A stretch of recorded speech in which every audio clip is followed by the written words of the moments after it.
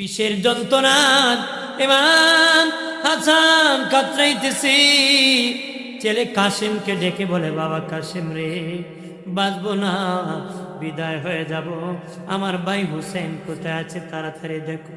ইমাম কাসেম দৌড়াইয়া দেখে রাসূলের রওজায় ইমাম হুসেন দোয়া মোনাজাত করতেছি। যা বলে, চাচ্চু আমার আব্বার অবস্থা ভালো না, তাড়াতাড়ি চলেন বাবার কাছে। দৌড়ে আসিয়া দেখে ইমাম হাসানের অবস্থা ভালো না। ইমাম হাসান হুসেনের গলায় ধরে কাঁদে আর বলে, ভাই বিদায় হয়ে যাব রে হুসাইন। দুশ্মনের অভাব নাই মদিনায়, শত্রুর অভাব নাই, সাবধানে চলে। দুই ভাই জুরের কবুতরের মতন আছে। আজকে আমাদের বাবাকেও মেরে ফেলেছে, আমাকেও মেরে ফেলতেছে, তোমাকেও মেরে ফেলবে, ভাই সাবধানে চলো। আমার বেটা কাসেম যেদিন বড় হবে, তোমার মেয়ে সকিনা যেদিন বড় হবে, আমার বেটার কাছে তোমার মেয়ে বিয়ে দিয়ে জামাই বানায়ো, ই বলতেছে। আর গলায় ধরে কান্দে, চির বিদায় দাও হে আমার ও ভাই হোসেন রে, ডাকিতেছি নানাজি আমার ও ভাই রে, এমন দারুণ বিষে খাওয়াইল আমারে, বিষের চুটেতে বাইরে চিরে যায় কলিজা ও ভাই হোসেন রে, ডাকিতেছে নানাজি আমায় ও ভাই রে, সে সালাম দিয়া আমি বিদায় হয়ে যাই, ওই সালামের জবাব যেন ভাই, ওই সালামের জবাব যেন বাইরে কাল হাসরের দিন পাই ও ভাই হোসেন রে, ডাকিতেছি নানাজি আমার। আম্মা জান খাদিজা বলেন, তাহলে ভুল করে থাকলি আমার কয়েকটা প্রশ্নের উত্তর দাও। বলো রে কি প্রশ্ন? মা খাদিজা কয়েক নম্বর বলো, আমি বয়সের দিকে জিতলাম না হারলাম? বয়সের দিকে জিতলাম না হারলাম, একটু বল। তারা বলে, বয়সের দিকে জিতছ, তোমার বয়স 40, খাদিজার বয়স 25। নবীজির বয়স কত? খাদিজাতুল কুবরার বয়স 40, নবীজির বয়স 25। আপনার বাপ যদি কইতো, বাবা তোমার জন্য একটা কন্যা দেখছি বয়স 40, আপনি বিয়ে করলেন না? বাবা তুমি করে লাও, আমি নাই, কি বললেন? বলে আমি যা আছে ব্যবস্থা করব। নবী চাচা কইছে আমি রাজি, নবী ক আমিও রাজি। সুবহানাল্লাহ, রাজিতে বরকত আছে কি না? মা খাদিজা বললেন, বয়সের দিকে আমি জিতলাম না হারলাম? তারা বলে, খাদিজা বয়সের দিকে তুমি জিতে গিয়েছো, কারণ তোমার বয়স 40, মুহাম্মদের বয়স 25। 2 নম্বর, সুন্দরের দিকে আমি জিতলাম না হারলাম? সুন্দরের দিকে জিতে গিয়েছ, কারণ মুহাম্মদের চেয়ে সুন্দর কোনো পুরুষ আমরা দেখি নাই, সুন্দরের দিকে জিতে গিয়েছ। মা খাদিজা 3 নম্বর, আমি বংশের দিকে জিতলাম না হারলাম? তারা বংশের দিকেও জিতে গিয়েছ, মুহাম্মদের বংশের চেয়ে দামি বংশ আর নাই। মা খাদিজা 3 দিকে জিতছি, একদিকে হারছি, আমার স্বামী গরিব। তোরা সাক্ষী থাক, আমার যত ধন সম্পদ আছে আমি আমার স্বামীকে দান করে দিছি, সব ধন সম্পদ কি করছি। এবার বলি স্থানীয় নেতৃবৃন্দ, এবার আমি গরিব না আমার স্বামী গরিব? তারা বলে, খাদিজা যদি তুমি দিয়ে থাকো তুমি গরিব, তোমার স্বামী ধনী হয়েছে। আমি গরিব, আমার স্বামী ধনী, এবার আর গরিব না। খাদিজা আগে জানলে দাওয়াত খেতে আইতাম না। মা খাদিজা আমিও তোদেরকে খাওয়ানোর জন্য আনি নাই, বের হয়ে যাও। আপনারা বলেন, দাওয়াত খাইতে খাওয়ান না পেলে মেজাজ গরম না ঠান্ডা? মেজাজ কি হয়? গরম হয়। লবণ কম তুইলে বেটা 5 দিন বফ করে থাকে, কথা খারাপ। খাওয়ান পাইলি কমুখে দাওয়াত দিছি, লবণ দিছে না, কথা খারাপ। বদনাম করে খালি, কি করে? করে না? নিজে খাওয়ায় না একদিন, আরেক বেটা খাওয়াইছে কষ্ট করে, এর বদনাম গায়ে 14 বছর। এরকম অভাব আছে? অভাব নাই। বাইরে আমার খেয়াল করেন, ভালো করে। ও এলাকার বাবাজি, তরুণেরা, যুবকেরা, পর্দানিশী মা বোনেরা, ভালো করে শুনে নাও বাবাজি। তারা যখন বের হয়ে গেল, আল্লাহ নবী আস্তে আস্তে আম্মাজানের কাছাকাছি, আমাদের আম্মা খাদিজাতুল কুবরার কাছাকাছি চলে আসছেন। আসিয়া বলেন, খাদিজা, ও খাদিজা, কেন গো আপনার সম্পদ আমাকে দিয়েছ? আমি কি আপনার সম্পদ চাইছি নাকি? দেওয়ার জন্য বলছি নাকি? মা খাদিজা, কি এগুলো আমার সম্পদ না, আপনার সম্পদ। আপনি যেদিন আমার বাড়ির নুরানি কদম রেখেছেন, ওই কদমের বরকতে আমি এত তাড়াতাড়ি ধনী হয়েছি। কখন ধনী হয়েছি? আপনি যেদিন থেকে আমার বাড়ি এসেছেন, এগুলো আপনার সম্পদ, আপনাকে দিয়ে দিছি। এগুলো আমার না, এগুলো আপনার সম্পদ, আপনাকে দিয়ে দিছি। সুবহানাল্লাহ। বাবাজি, ওই আম্মাজান খাদিজাতুল কুবরার গর্ভ থেকে আম্মাজান ফাতেমাতুজ জোহরা পৃথিবীতে শুভ আগমন করেছে। আম্মাজান ফাতেমাতুজ জোহরা মা খাদিজাতুল কুবরার গর্ভ থেকে পৃথিবীতে আগমন করেছিল। মা খাদিজার ইন্তেকালের সময় যখন হয়ে গেল, আল্লাহ নবীর রাত মুবারকি মাতা মুবারক রেখেছেন, মুস্কি মুস্কি হাসতেছেন।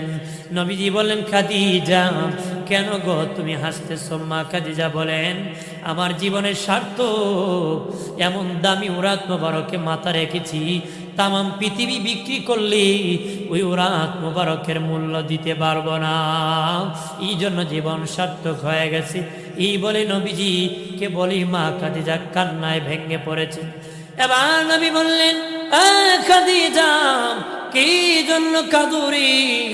আম্মাজান খাদিজা বলে, নবীজি কালেমার দাওয়াত দিয়ে যখন যেতেন, তখন মানুষ আপনার প্রতি আক্রমণ করতেন, আমি তখন প্রতিবাদ করতাম, তুতুনি কেপ করতো, সেখান থেকে রক্ষা করতাম। নবীজি গো, তখন আপনাকে কে দেখে রাখবে? আমি তো বিদায় হয়ে যাব, কে আপনার গার্জেন হবে, কে আপনার দায়িত্ব নেবে? নবীর ছোট্ট মেয়ে আম্মাজান ফাতেমাতুজ জোহরা ডেকে বলে, মা চিন্তা করিও না, আপনার পরে আমি আমার বাবার পাহারাদার হয়ে যাব। বয়স 7 বছর। বয়স কত? 7 বছর। বলেন, আমি গার্জেন হয়ে যাব, দায়িত্ব নিব। মারহাবা কর না, আর জোরে কর।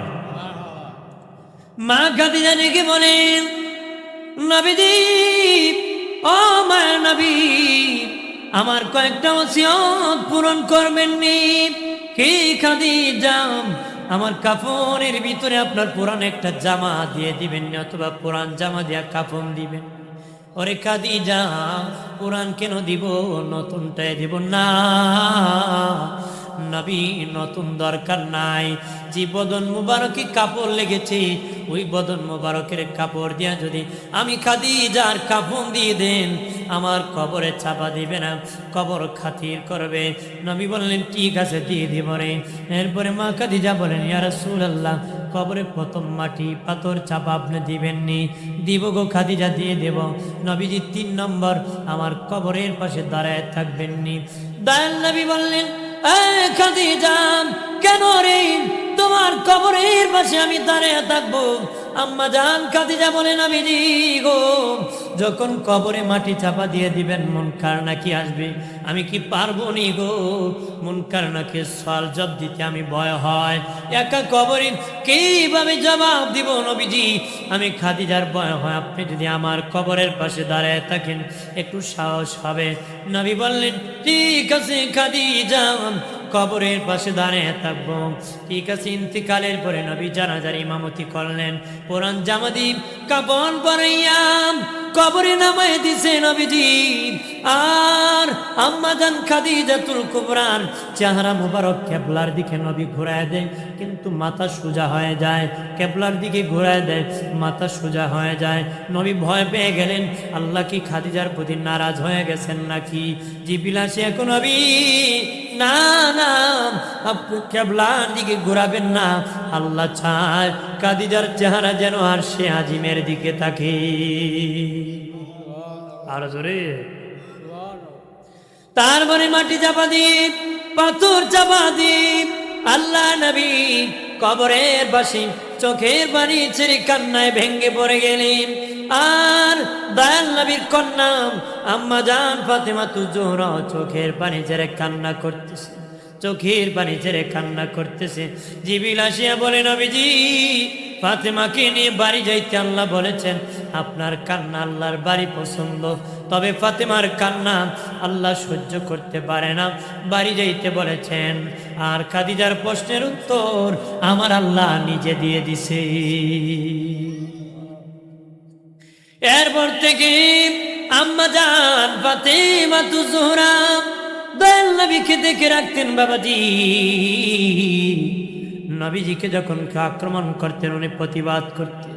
দয়াল নবী সেজদা গিয়েছেন নামাজে, উঠের নারী বুড়ি আল্লাহ নবীর মাথা মুবারকে দিয়ে দিছে, উঠের নারী বুড়ি দিয়ে দিছে, চাপা মেরেছে। নবীজি মাথা সোজা করতে পারতেছেন না, এত চাপা মেরেছে মাথা মুবারক নবী উঠাইতে পারতেছেন না। নারী বুড়ি এত ওজন নবী মাথা উঠাইতে পারতেছেন না। দয়াল নবীর বাবাজি দম বন্ধ হয়ে আসতেছে। ঠিক ওই মুহূর্তে আম্মা জান ফাতেমা জোহরা যায় টানিয়া টানিয়া সরাইয়া দয়াল নবীকে সিজদা মুবারক থেকে উঠাইয়া দিছি।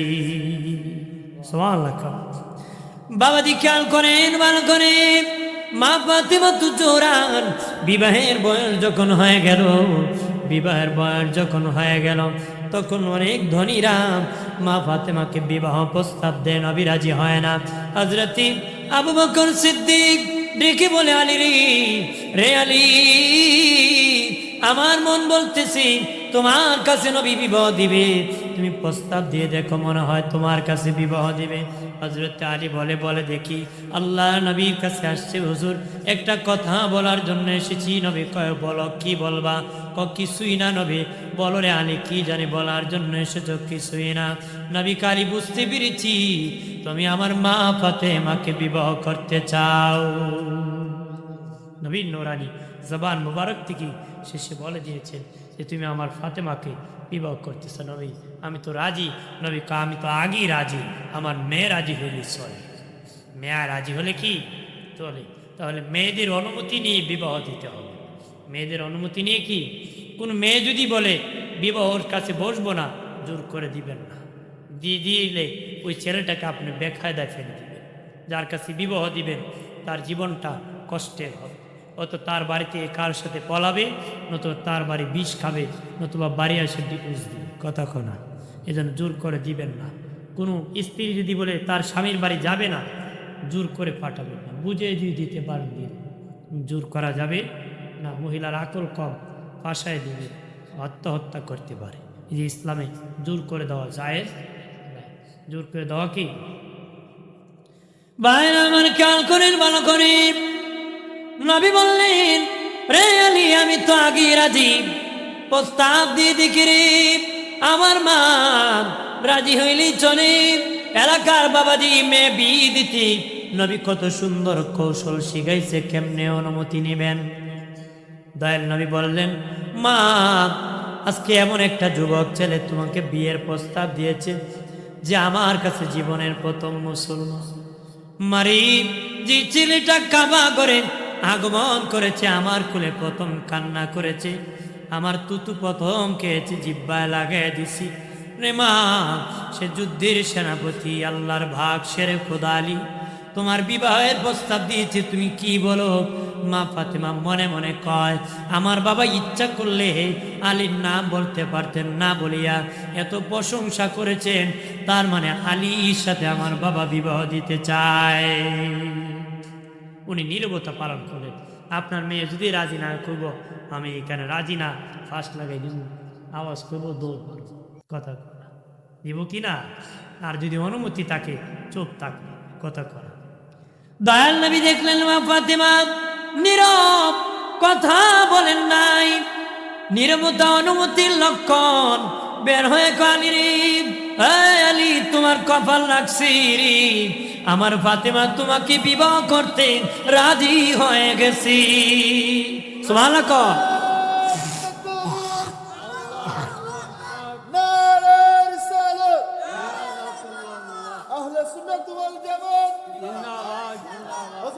আব্দুল বাদল সিদ্দিকী সাহেব আমার মেরাজি হয়ে গেছে রে আলী, টাকা কি জমাইছো দাও, কি আছে তোমার কাছে সম্পদ, বিবাহ করবে কি আছে?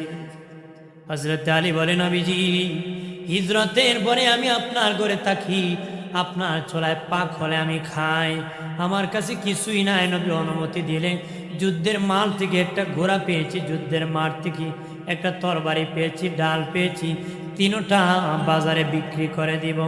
দয়াল নবী বললেন, না না আলী, যুদ্ধ ঘোড়া যুদ্ধ হনো লেগে আছি, ঘোড়া তরবারি বিক্রি করা যাবে না, বাজারের ঢালটা বিক্রি করো। হযরত আলী ডাল লইয়া বাজারে বিক্রি করতে গিয়েছেন। ওসমান গনি জিন্নুরান রাদিয়াল্লাহু তাআলা আনহুর সাথে দেখা। ওসমান গনি বলে, আলী রে আলী কই যাও? কই ডালটা বাজারে বিক্রি করে দিব। ওসমান গনি বলে, আলী রে আলী, এই ডালটা আমি যদি কিনি তুমি আমার কাছে বিক্রি করবা নে? কাহা বিক্রি করে দিব, কত দাম রে আলী? হযরত আলী বলে, ওসমান গনি একটা দাম ধরে নিয়ে যাও। ওসমান গনি বলে, আলী রে আলী, আমার কাছে বেশি থাকলে বেশি দিতাম, আমার কাছে 440 দিরহাম, মতান্তরে 480 দিরহাম আছে, এর চেয়ে বেশি যদি থাকতো বেশি আমি দিয়ে দিতাম, এর বিনিময় বিক্রি করবানে? হযরত আলী বলেন, ওসমান গনি ভাই ঠিক আছে, বিক্রি করে দিলাম। বিক্রি করে ডাল লইয়া ওসমান গনি ডাল নিয়ে গেলেন। উনি 440 অথবা 80 দিরহাম লইয়া নবীর দিকে দৌড়াইতেছি, পিছনে পিছনে ওসমান গনি জিন্নুরান রাদিয়াল্লাহু তাআলা আনহু দৌড়াইতেছে। ঠিক ওসমান গনি ডাকে, আলী আলী দাঁড়াও। হযরত আলী ওসমান গনি ভাই কেন গো পিছনে পিছনে ধরতেছ আর ডাকতেছ? ওসমান গনি আলী রে আলী, প্রশ্ন করতে ভুলে গিয়েছিলাম, ডালটা কেন বিক্রি করেছ? ডালটা কেন বিক্রি করেছ? ডালটা বিক্রি করেছি জানেন না, ফাতেমার সাথে আমার বিবাহ ঠিক হয়ে গেছে, এই জন্য বিক্রি করেছি।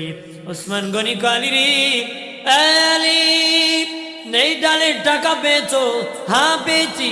ডালের মালিককে আপনি মনে যদি কিছু না নিতা, টাকা তো দিয়েছি, ডালটো তোমাকে আমি উপহার দিয়ে দিব। সুবহানাল্লাহ, ডালটাও কি উপহার দিয়ে। একটু দোষে পড়ে সাল্লাল্লাহু আলা মুহাম্মাদ সাল্লাল্লাহু আলাইহি ওয়াসাল্লাম সাল্লাল্লাহু, সবাই পড়ে সাল্লাল্লাহু। ডানে মাটি বামে মাটি, আমাটি হবে বিছানা, উপরেতে বাঁশের ছানি, আলো বাতাস লাগবে না। সাল্লাল্লাহু আলা মুহাম্মাদ সাল্লাল্লাহু।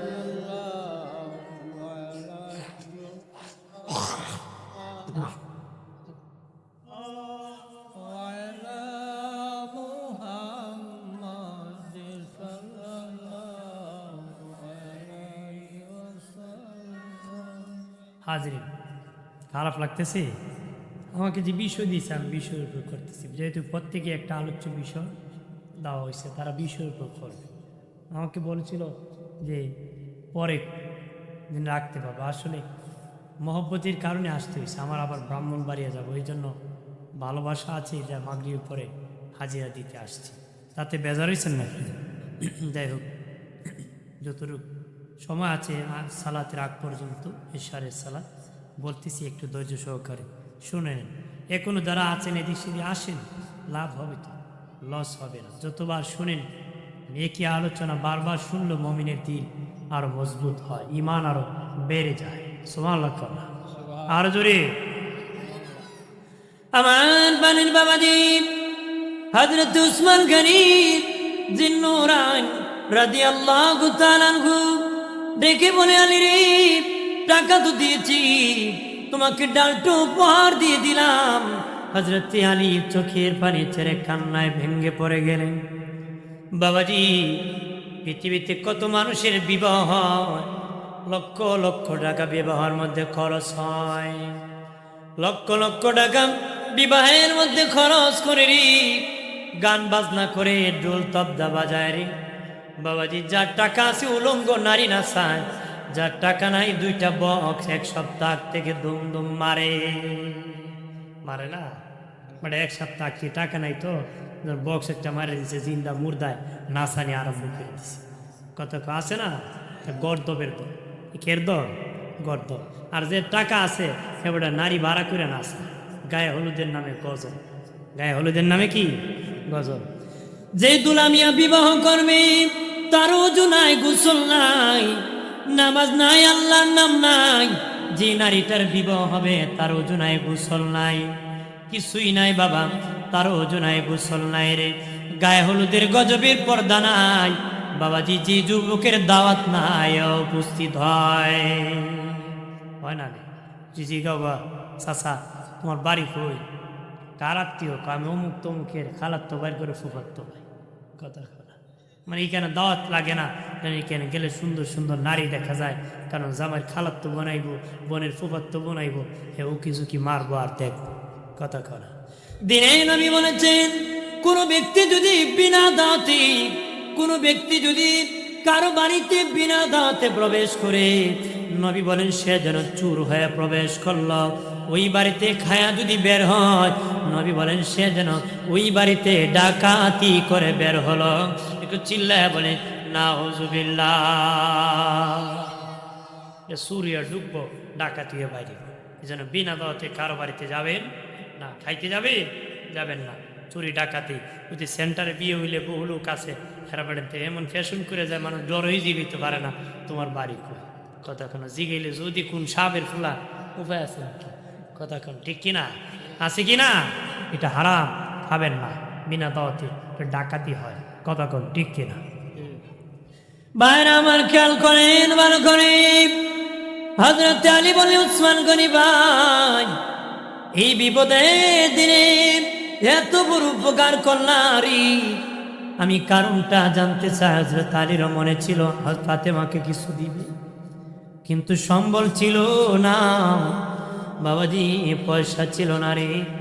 বলতেছে, উসমান গনি ভাই, এই বিপদের দিনে এত বড় উপকার করলাম, কারণটা আমি জানতে চাই।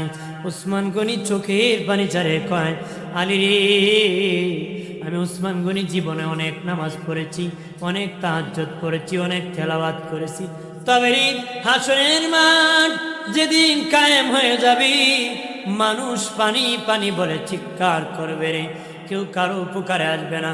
সেদিন যদি আমি উসমান গনির কোনো কিছু যদি কবুল না হয়, আল্লাহর কাছে বলবো, আল্লাহ তোমার বন্ধু হাবিবুল্লাহ মুহাম্মাদুর রাসূলুল্লাহ সাল্লাল্লাহু আলাইহি ওয়াসাল্লামের মেয়ের স্বামী আলীকে আমি ডালটো উপহার দিয়েছিলাম, এর বিনিময় আমি উসমান গনিকে মাফ করে দাও। বিবাহ হয়ে গেল বাবাজি, আলী আর মা ফাতিমার বিবাহ হয়ে গেল। বিবাহের দ্বারা একজন পুত্র সন্তান পৃথিবীতে আসলো, যার নাম হাসান। 11 মাস পরে আসলো যার নাম হোসেন। নবীকে দুটি নাম, জান্নাতি নাম। সর্বপ্রথম আমার নাতিদের নাম আমি রেখেছি হাসান হোসেন, দুটি নাম জান্নাতি নাম। ইমাম হোসেন রাদিয়াল্লাহু তাআলা আনহু পৃথিবীতে যেদিন শুভ আগমন করলেন, হযরত উম্মে ফাজল রাদিয়াল্লাহু তাআলা আনহা আল্লাহ নবীর কুল মুবারক দিয়ে দিলেন। আল্লাহ নবী কুল মুবারক নিয়ে চুমু খাইতেছেন, আদর করতেছেন, ধাঁধা করে চোখের পানি ছেড়ে কান্নায় ভেঙে পড়েছে। উম্মে ফাজল রাদিয়াল্লাহু তাআলা আনহা বলেন, মায়া নবী, নাতি পাওয়ার পরে আদর করার কথা, চুমু খাওয়ার কথা, হাসি দেওয়ার কথা গো নবীজি, না বাদ দিয়ে আপনি কান্না কেন করতেছেন? নবী উম্মে ফাজল, যখন আমার নাতিকে আপনি কোলে দিয়েছেন, ওই মুহূর্তে জিবরিল আসিয়া বলেছে, নবী, যে নাতিকে নিয়ে আদর করতেছেন, চুমু খাইতেছেন, ওই নাতিকে আপনার একদল মুনাফিক উম্মতেরা কারবালার ময়দানে শহীদ করে দিবে গো নবীজি। উম্মে ফাজাল ওই দৃশ্য দেখে আমি কান্নায় ভেঙে পড়েছি। একটু চিল্লায় বলে আল্লাহু আকবার। বাবাজিরা রে খেয়াল করেন, নবী বলেন হাসান হুসেন দুই ভাই আমার মতন মিলি, এক ভাই মাথা থেকে কমর পর্যন্ত আমি রসুলের মতো, আরেক ভাই কমর থেকে পা পর্যন্ত আমি রসুলের মতো। তারা দুই ভাই মিলে আমি রসুলের মতো।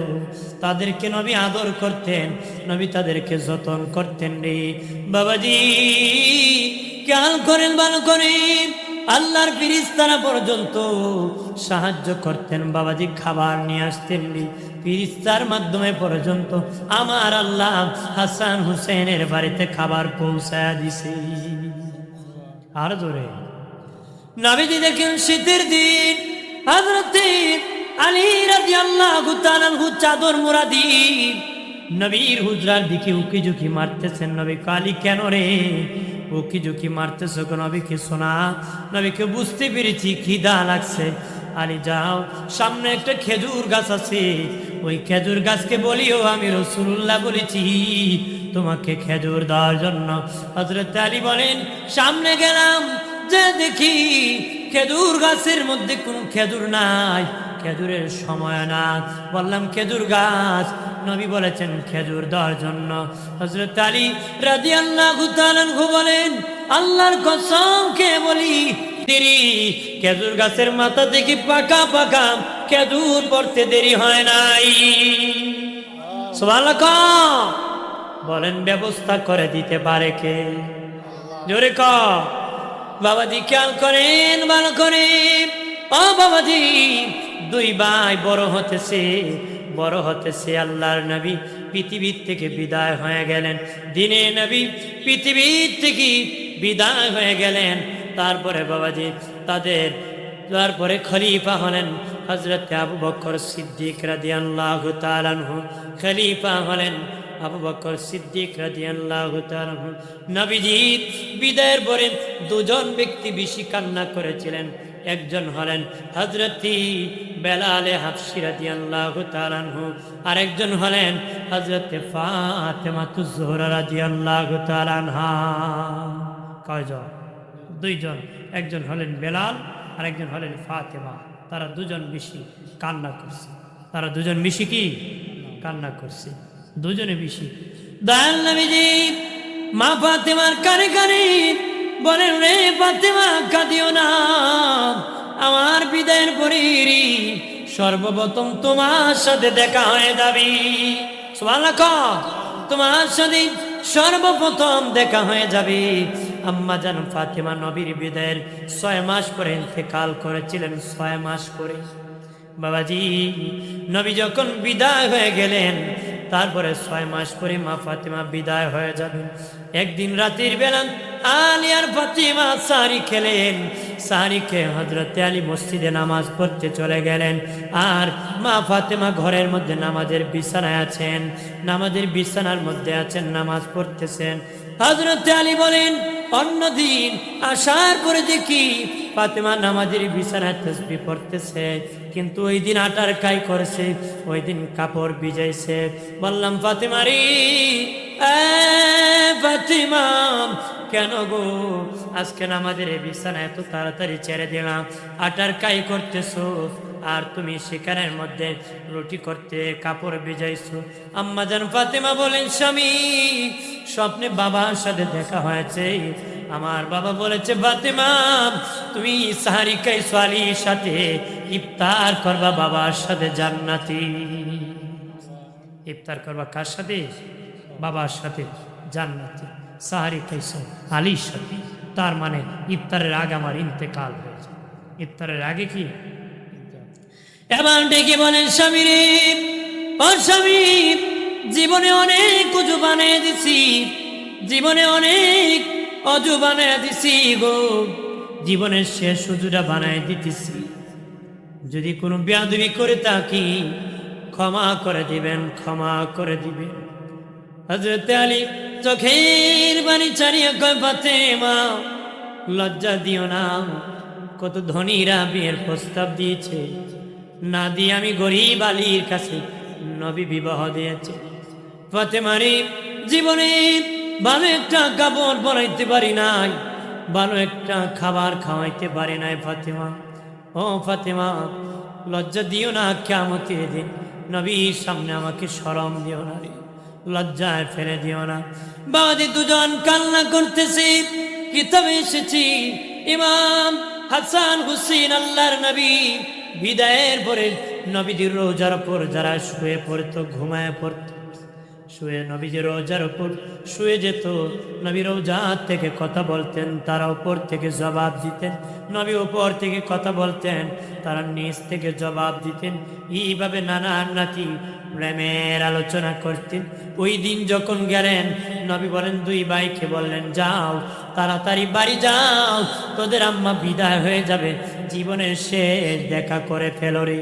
দুই ভাই দৌড়াইয়া দয়াল নবীর কথা শুনিয়া তাদের মায়ের হুজরা আসিয়া দেখে তাদের মা বাবা চোখে পানি ছেড়ে কান্না করি। বলে, মা কান্না করো কেন গো?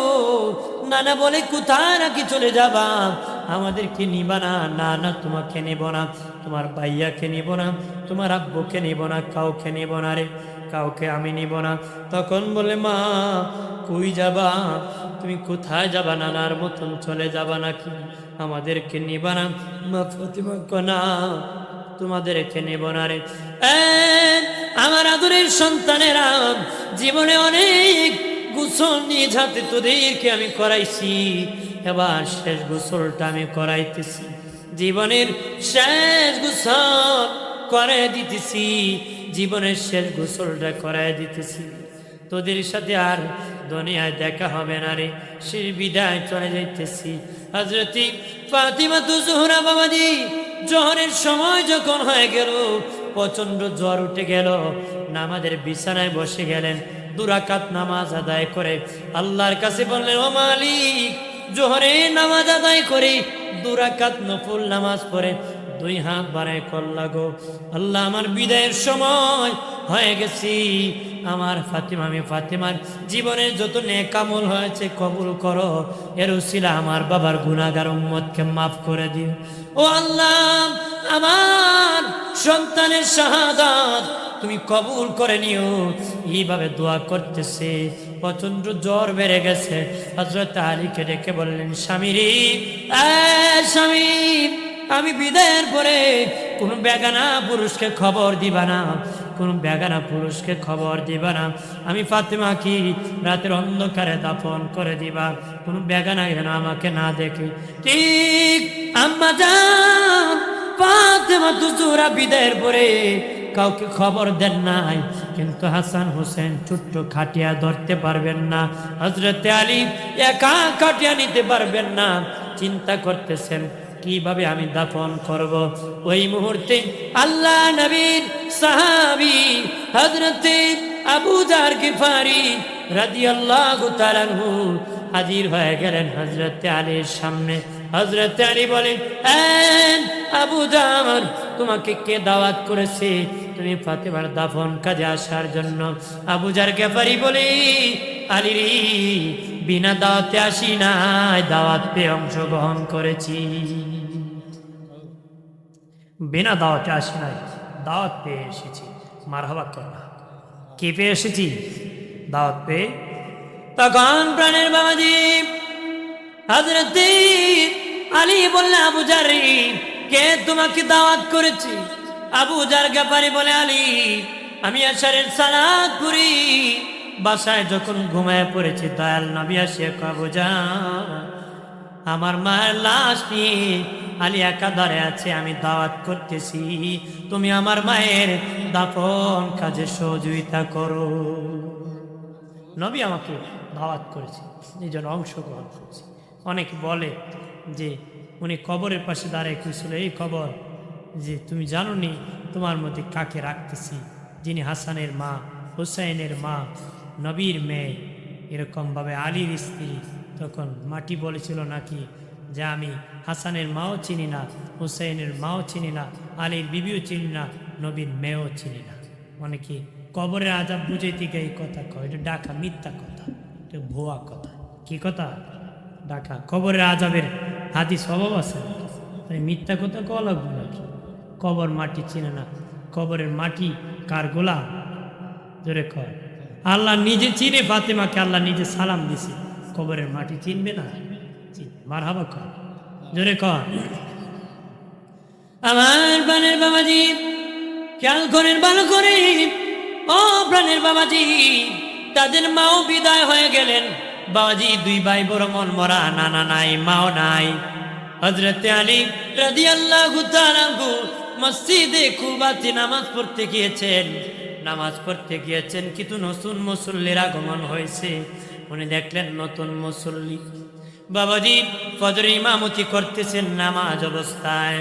ওনার দেহের মধ্যে আক্রমণ শুরু করছে রে, আঘাত করতে করতে উনি শাহাদাত বরণ করেছেন নামাজের মধ্যে। লম্বা ঘটনা, বাবাও বিদায় হয়ে গেলেন, দুই ভাই বড় মন মরা। আল্লাহ নবী বলেছেন আমার বিদায়ের পরে খেলাফত থাকবে 30 বছর, আমার বিদায়ের পরে খেলাফত থাকবে 30 বছর।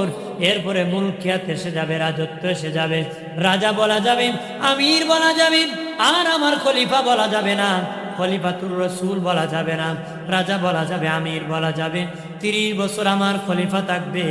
নবীজির বিদায়ের পরে প্রথম খলিফা আবু বকর, দ্বিতীয় ওমর, তৃতীয় উসমান গনি জিন্নুরাইন, চতুর্থ হযরত আলী রাদিয়াল্লাহু তাআলা আনহু। বাবাজি উনি যেদিন ইন্তেকাল করলেন 30 বছর পূর্ণে 6 মাস বাকি ছিল। বাবাজি খেলাফতের 6 মাস বাকি ছিল, কারণ 30 বছর পূর্ণে 6 মাস বাকি ছিল।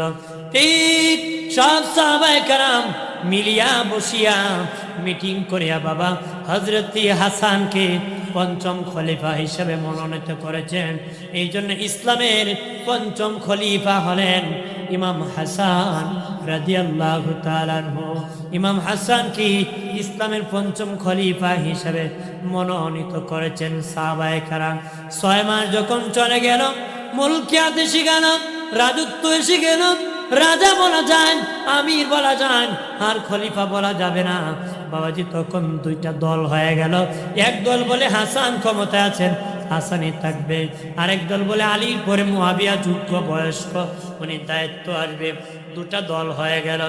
আল্লাহ নবী বলেছেন আমার 2 টুকরা হক উম্মত কি একত্র করবে আমার নাতি ইমাম হাসান।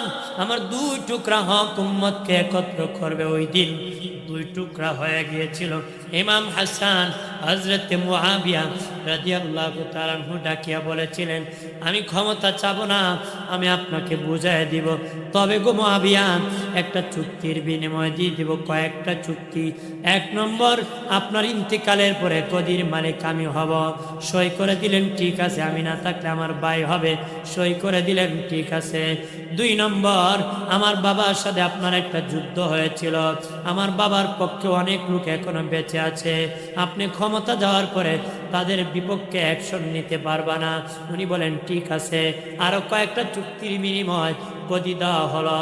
ইমাম হোসেন, ইমাম হাসান মদিনা চলে গেলেন, আর বাবা হযরত মুআবিয়া রাদিয়াল্লাহু তাআলা আনহু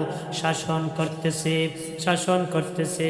উনি হযরত আল্লাহ নবীর দুনিয়া থাকতে হযরত মুআবিয়া রাদিয়াল্লাহু তাআলা আনহু নবীজির কাছে এসে বলেছিলেন ইয়া রাসূলুল্লাহ, নবী আমার নবী, আমি ভীষণ অসুস্থ হয়ে পড়েছি নবী, আমার রোগ বিমার কেমনে ভালো হবে?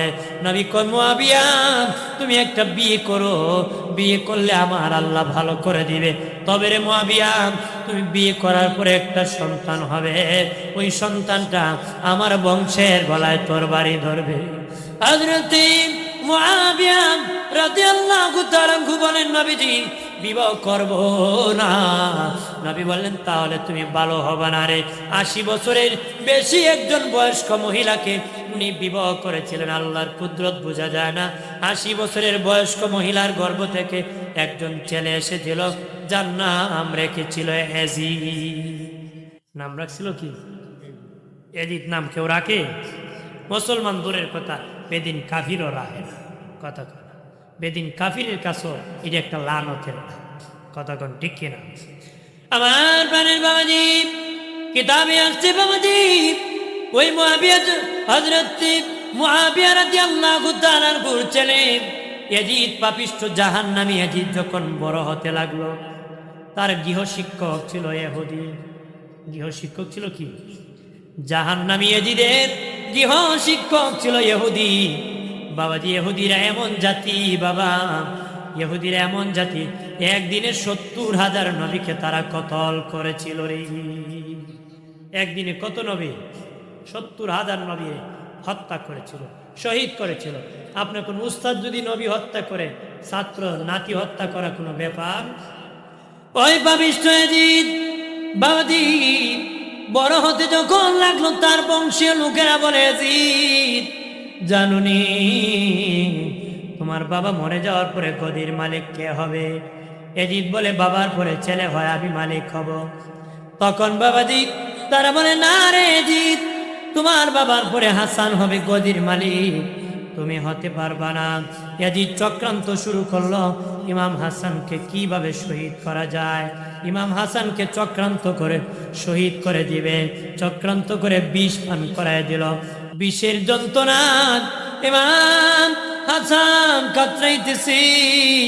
ছেলে কাসিমকে ডেকে বলে, বাবা কাসিম রে, বাঁচবো না, বিদায় হয়ে যাব, আমার ভাই হুসেন কোথায় আছে, তাড়াতাড়ি দেখো।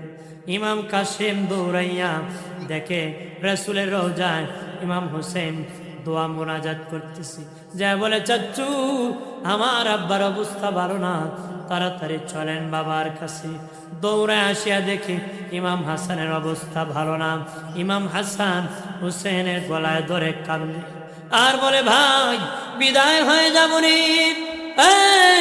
হুসাইন, দুশ্মনের অভাব নাই মদিনায়, শত্রুর অভাব নাই, সাবধানে চলে, দুই ভাই জোরের কবুতরের মতন আছি। আজকে আমাদের বাবাকেও মেরে ফেলেছে, আমাকেও মেরে ফেলতেছে, তোমাকেও মেরে ফেলবে, ভাই সাবধানে চলে। আমার বেটা কাসেম যেদিন বড় হবে, তোমার মেয়ে সকিনা যেদিন বড় হবে, আমার বেটার কাছে তোমার মেয়ে বিয়ে দিয়ে জামাই বানায়ো, ই বলতেছে আর গলায় ধরে কান্দে, চির বিদায় দাও হে আমার ও ভাই হোসেন রে, ডাকিতেছি নানাজি আমার ও ভাই রে, এমন দারুণ বিশ্রী খাওয়াইল আমারে,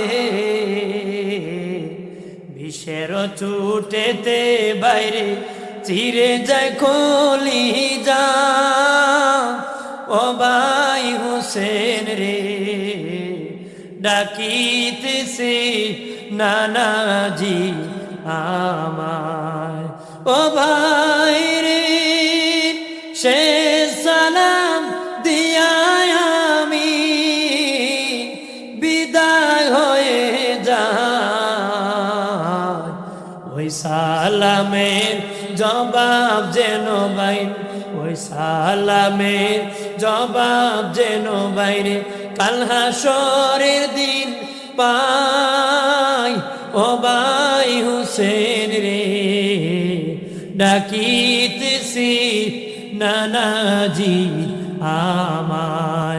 এই বলতে বলতে ইমাম হাসান শহীদ হয়ে গেলেন। মদিনায় জান্নাতুল বাকি ইমাম মা ফাতেমার পাশে ইমাম হাসানকে দাফন করা হয়। বাবাজি ইমাম হুসেন মনমরা, ভাইও না, একা একা বাবা কষ্ট করতেছে। শেষ দিকে এসে গিয়েছি। ও বাবাজি, ইমাম হুসেন রাদিয়াল্লাহু তাআলা আনহু কারবালার মাঠে যখন এসে গিয়েছেন, কারবালার মাঠে যখন এসে গিয়েছেন নবম রাত্রিতে, বাবা মধ্যখানে অনেক কথা ছেড়ে দিয়েছি।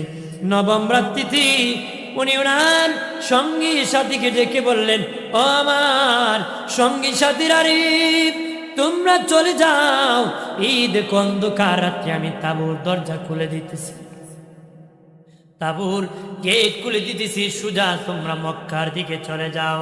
ইয়াজিদ চায় আমার মাথা যেন আলাদা করে ফেলে, তোমাদেরকে নয়, তোমরা চলে যাও। তারা ডেকে বলে, না না না হুসাইন যাব না, ওনার সঙ্গে আমাদের দুইজন আম্মাও ছিলেন, একজন জয়নব বিনতে জাহাজ আর একজন উম্মে সালমা। আম্মা জান উম্মে সালমার কাছে নবীজি একটা শিশি দিয়েছিলেন, ওই শিশির ভিতরে মাটি ছিল। নবী দিয়েছিলেন উম্মে সালমা, এটা তোমার কাছে রাখো রে উম্মে সালমা, এটা যেদিন ঘুণে পরিণত হবে রে সেদিন বুঝবা আমার নাতি হোসেন শহীদ হয়ে গেছে। আম্মা জান বলেন নবীজি এই শিশি আরো কারো কাছে দিতে পারতেন, আমার কাছে কেন দিলেন গো নবী? তার মানে আমার ভাই হুসেনের সাথে আমি কারবালায় যাব। নবী বললেন হ্যাঁ উম্মে সালমান, সত্যি তুমি আমার ভাই হুসেনের সাথে কারবালায় যাবা। শুধু তুমি না, আমার বিবি জয়নব বিনতে জাহাশও যাবে।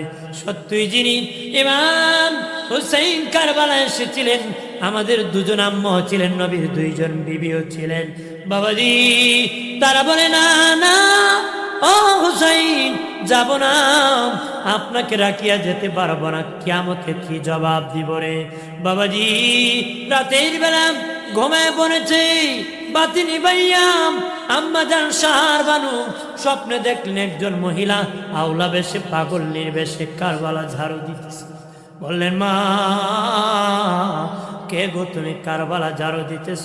বলে আমার চিনবানি, আমি ফাতেমা ইমাম হুসেনের মা, আমি আমার জান্নাত থেকে কবর থেকে এসেছি কারবালা ঝাড়ু দিতে। কেন দিতে জানো নি রে? এই শাহর মানু, আগামীকাল তোমার ঘরে কান্নার রোল বসে যাবি, তুমি বিধবা হয়ে যাবে, আমার বেটা হুসেন সেখানে ঘোরাঘুরি করবে, বেতা পাবি রে। ওই পাথর সরাইতে আমি এসেছি। আম্মাজান শাহর বানুর ঘুম ভেঙে গেল, অজু বানাইয়া কোরআন তেলাওয়াত করতেছে আর বাবাজি কান্না করতেছে, কান্নার আওয়াজ একটু বড় হয়ে গেছে। ইমাম হুসেনের ঘুম ভেঙে গেছে, দেখে কয় বিবি কি জন্য কাদরি? কয় আম্মা কি স্বপ্নে দেখেছি? আম্মা বলেছে আগামীকাল নাকি আমার ঘরে কান্নার রোল বসে যাবে, আমি নাকি বিধবা হয়ে যাব, আপনি নাকি শহীদ হয়ে যাবেন। ইমাম হুসেন কো বিবি এটা নতুন না, আমার নানাই বলেছে আমি শহীদ হয়ে যাব। পরের দিন সকালবেলা ইয়াজিদ বাহিনী কত ও হুসাইন চলো যুদ্ধ হবে। ইমাম হুসাইন ইয়াজিদ বাহিনীর উদ্দেশ্যে একটা ভাষণ দিয়েছিলেন। পরে ইরাকবাসী কুফাবাসী ইরাকবাসী কুফাবাসী আমার কেন ক্ষতি করবারে? তোমাদের তো ক্ষতি আমি করি নাই, আমার কেন ক্ষতি করবা?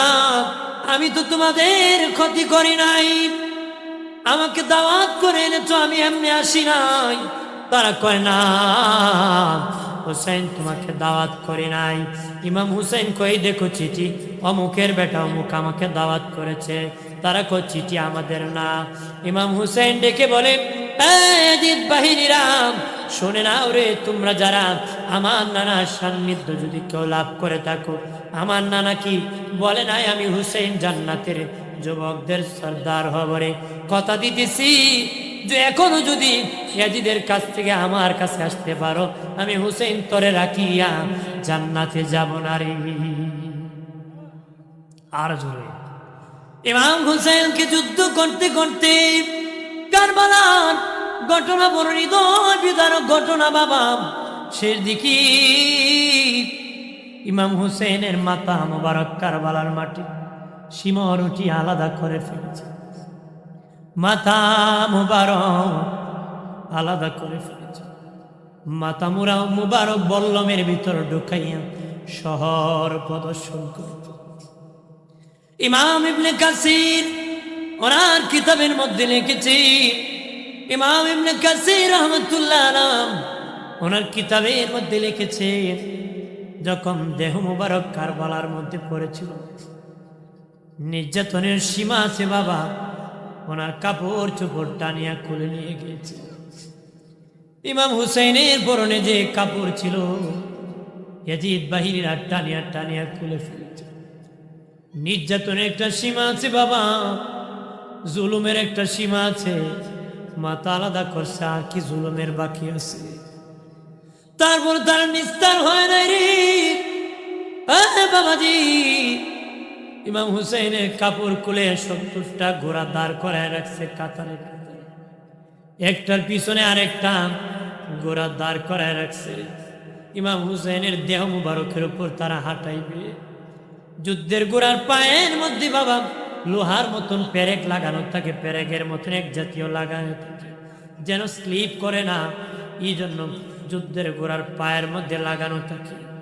এরকম 70টা যুদ্ধের ঘোড়া দাঁড় করায় রাখছে। ইমাম হুসেনের দেহ মুবারকের উপর ঘোড়াগুলা দৌড়ায় নিছে, আর গুস্তগুলা তুলার মতন উড়ে গেছে রে। জুলুম নির্যাতন কত করেছে। 3 দিন পর্যন্ত কারবালার মাটি ইমাম হুসেনের লাশ পড়েছিল, কেউ দাফন করে না।